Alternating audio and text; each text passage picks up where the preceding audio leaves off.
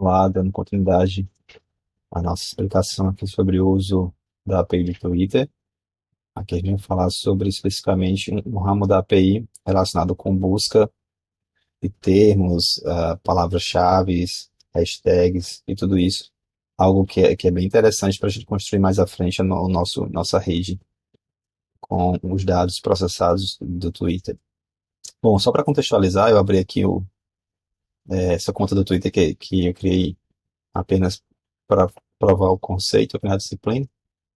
E em qualquer conta no Twitter, às vezes a interface varia um pouquinho, né? Mas tem um campo onde você pode fazer buscas por twitters por temas diversos. Por exemplo, a gente pode buscar por hashtags. Aqui aparece alguns trend topics, né? Sei lá, Brasil, colocar o termo em inglês. Então, aparece alguns twitters sobre essa hashtag em específico, dá até para colocar mais de uma hashtag. A gente pode colocar alguma coisa aqui relacionada com, enfim, em termos genéricos, vou colocar o UFRN, né? Eu poderia escrever Universidade Federal do Rio Grande do Norte, coisa do tipo. E ele vai mostrar aqui alguns usuários e as últimas notícias que o pessoal está retweetando. Então, tudo isso a gente consegue cigar fora, né? A gente consegue pegar usando essa busca. Bom, então, ok, aqui lendo a interface gráfica do Twitter, e como é que a gente faz isso usando a API? Então, como eu falei, tem aqui até o link do braço da API que a gente pode fazer isso novamente. Essa é uma conta que eu estou usando, que é aquela conta padrão de 500 mil twitters por mês. É, a conta acadêmica ela é mais generosa, tem mais twitters, né, por mês, mas mesmo assim, independente se é uma conta ou outra, essas têm limitações de requisições, assim como nos vídeos anteriores a gente explicou.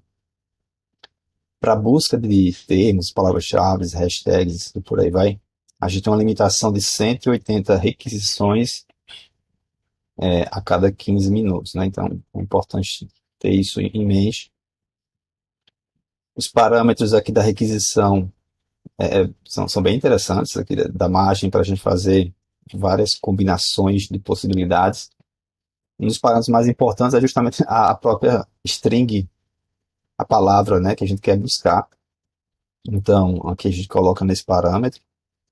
Ele tem só uma limitação de tamanho, né, no máximo 500 caracteres. Tem um parâmetro de geolocalização, então a gente pode configurar uma latitude, uma longitude de um ponto específico e um raio. Esse raio ele pode ser medido em milhas, né? Uma milha, 1.609 metros e 1 quilômetro, ou em quilômetros. Mas imagine que para que isso serve, né?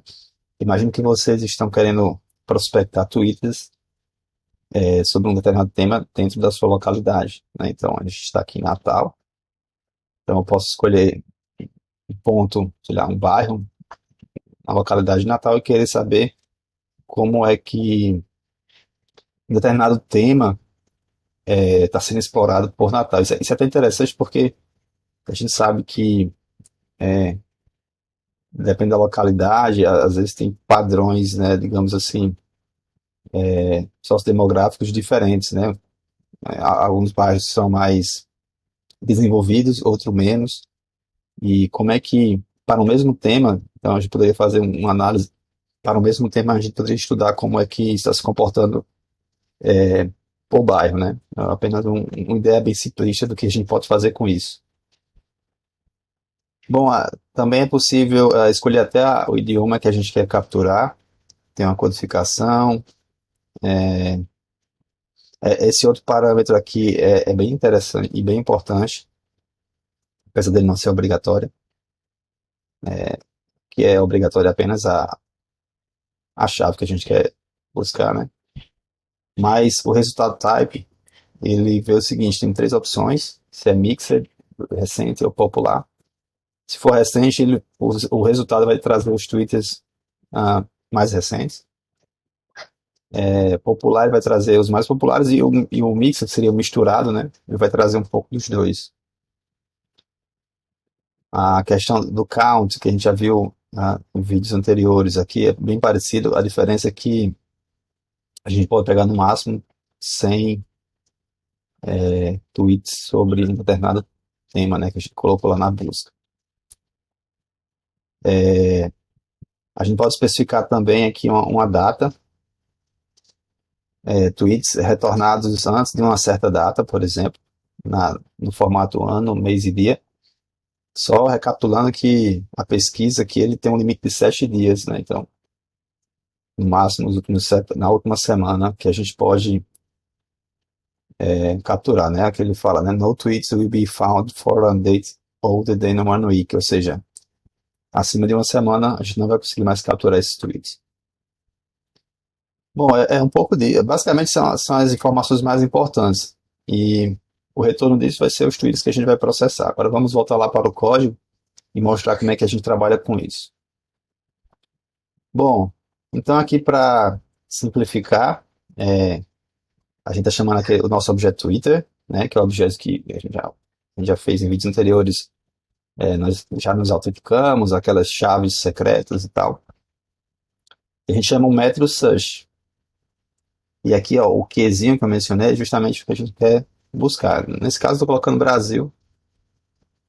E o count, como vocês viram aqui, o padrão é 5, eu coloquei o máximo, que é 100. Então a gente executa e ele vai buscar os 100 tweets relacionados com o Brasil. Só recapitulando aqui a questão dos limites, né?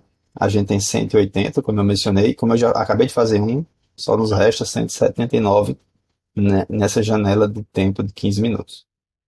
Quando passar 15 minutos, isso é resetado. Bom, desse objeto que a gente fez a consulta, que aqui é o Search Response, a gente pode pegar os tweets, eles estão num dicionário, a estrutura que retorna, podemos até mostrar aqui. Você vê que é um dicionário, ó, tem aquele esquema chave-valor, é um dicionário enorme por acaso. Mas aí a gente pode pegar esse dicionário e ver a chave statuses. Statuses, eles têm os tweets que foram retornados. Então, nesse caso, a gente pega os tweets. Nesse caso, eu estou pegando para mostrar aqui apenas o primeiro tweet, o primeiro tweet da busca. Está na posição 0, né? Que novamente é um dicionário com todas as informações de Twitter. Perceba que o quão existe uma grande quantidade de metadados em um único tweet. A gente precisa analisar esses metadados para extrair algum valor, né, de interesse. Bom, um desses uma dessas chaves interessantes desse tweet é o usuário, né? Quem por acaso criou esse tweet. Então, nesse caso, tem a informação do usuário aqui. Nesse exemplo específico, a gente vê que a descrição aqui do usuário tem quando esse tweet foi criado.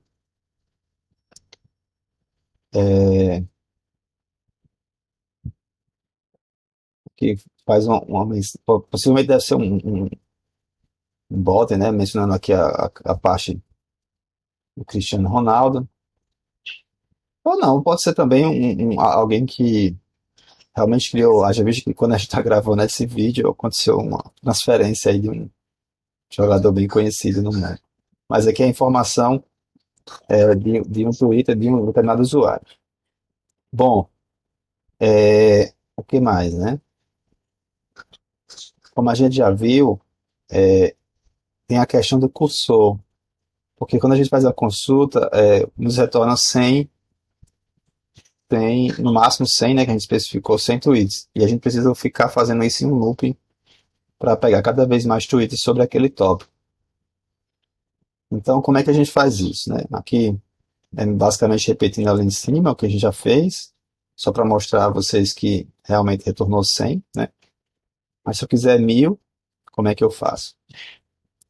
Então, diferentemente do vídeo anterior, que a gente fez um for para ficar, né, apontando um cursor, aqui a gente vai usar uma versão um pouco mais elegante, usando iteradores, que são funções que eles ficam fazendo esse processo incremental de forma mais eficiente. Então, nesse caso, imagine que a gente quer pegar 1000 tweets, como em cada requisição ele me retorna apenas 100, eu vou ter que fazer 10 vezes, né? Então a gente chama o cursor em cima do objeto Twitter que a gente já trabalhou. A gente tem que especificar uma call, no caso aqui uma função, que é justamente a função que a gente está buscando, que é o search.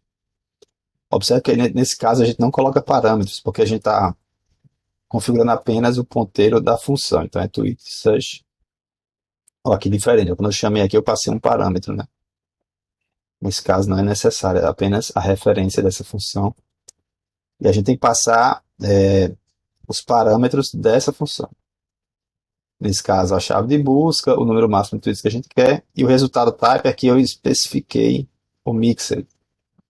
Aqui em cima não especifiquei, né? Aqui eu deixei de forma bem explícita.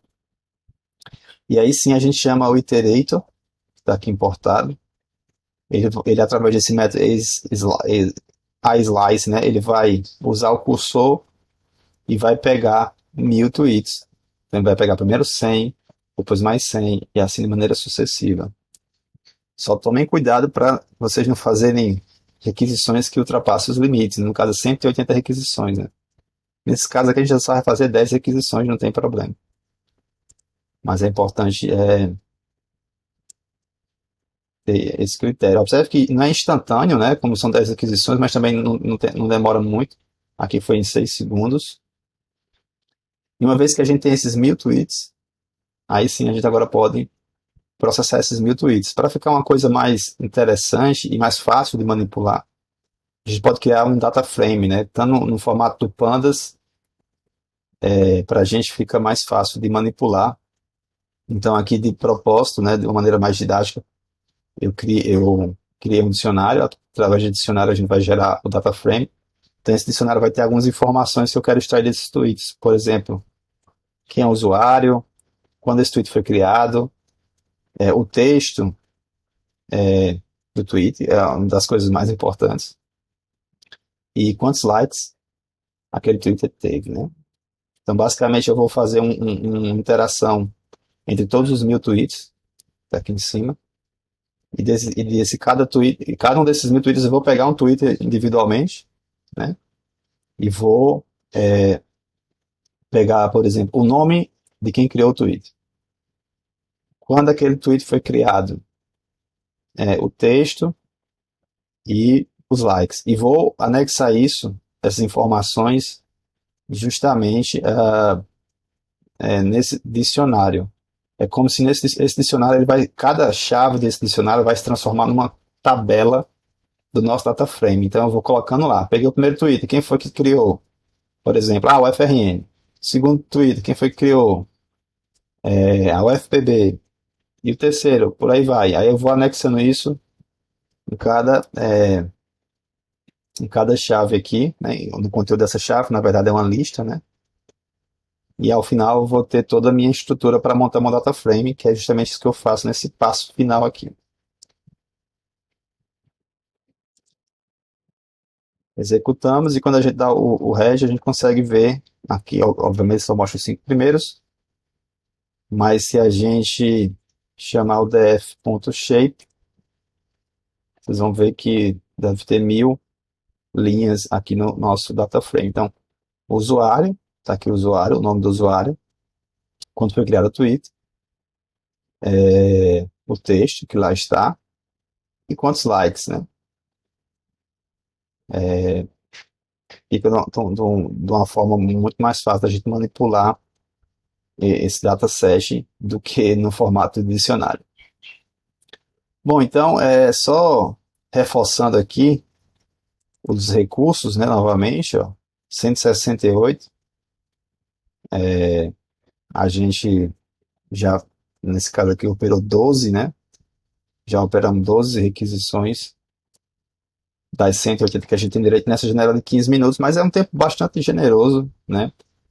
Para a gente coletar tweets relacionados com um determinado tema de busca. Então, isso aí abre margem para vocês desenvolverem várias soluções interessantes. Observe que nesses exemplos mais básicos, eu nem estou explorando a questão da latitude e longitude, mas isso é algo bem bacana de ser explorado, apesar de que nem todo usuário do Twitter habilita essa informação, né? É preciso habilitar sua latitude e longitude, mas é um ponto a ser explorado. Bom, a gente termina por aqui, né, nesse item. No próximo vídeo a gente vai falar mais um pouco, na verdade vamos iniciar agora como é que a gente, após esses vídeos iniciais de como manipular a API do Twitter, a gente vai ver agora como é que a gente constrói um grafo baseado com esses dados, e aí fica e dá margem para a gente explorar toda a teoria que a gente viu durante o semestre. Então, até o próximo vídeo.